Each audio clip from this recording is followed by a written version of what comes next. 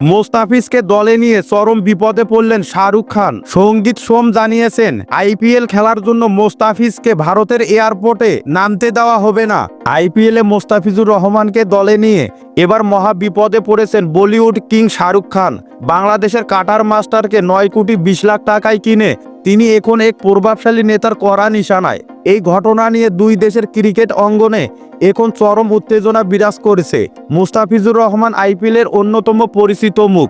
8টি আসর ধরে 5টি ভিন্ন দলে খেলা এই তারকাকে এবার বিশাল দামে কিনে নিয়েছে কলকাতা নাইট রাইডার্স। 9,20,00,000 রুপিতে নাম লেখানোর পর থেকেই শুরু হয়েছে বড় এক বিতর্ক। বিজেপি নেতা সঙ্গীত সোম শাহরুখের এই সিদ্ধান্তের তীব্র বিরোধিতা করেছেন। তিনি অভিযোগ করেছেন যে বর্তমান পরিস্থিতিতে বাংলাদেশি ক্রিকেটারকে দলে নেওয়া শাহরুখ খানের জন্য একটি বড় ভুল। এমনকি তিনি মোস্তাফিজকে আইপিএল খেলতে ভারত গেলে কড়া হুঁশিয়ারিও দিয়েছেন। বেশ কয়েকজন হিন্দু আধ্যাত্মিক গুরু দাবি করেছেন, যদি মোস্তাফিজকে দল থেকে বাদ না দেওয়া হয় তবে এর পরিণাম ভালো হবে না। তারা শাহরুখ খানকে তার এই তথাকথিত ভুল শুধরে নেওয়ার জন্য সময় বেঁধে দিয়েছেন। এই সময়ে অনেকেই আবার শাহরুখ খানের পাশে দাঁড়িয়েছেন। তাদের মতে মোস্তাফিজকে নিয়ে আসাটা কেবল একটা বাহানা।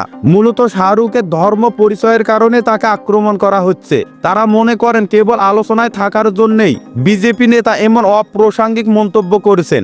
এদিকে আগামী মার্চ মাসে আইপিএলের আসর শুরু হওয়ার কথা। কোটি কোটি ক্রিকেট প্রেমী যখন অপেক্ষায় আছেন এই সমস্যার সমাধান কোন দিকে যায়। শেষ পর্যন্ত কি মোস্তাফিজ কেকেআরের হয়ে মাঠে নামতে পারবেন? পুরো বিশ্ব এখন এই উত্তরের অপেক্ষায়। চ্যানেল 24 চ্যানেলে এই সংবাদের সত্যতা ফুটে উঠেছে।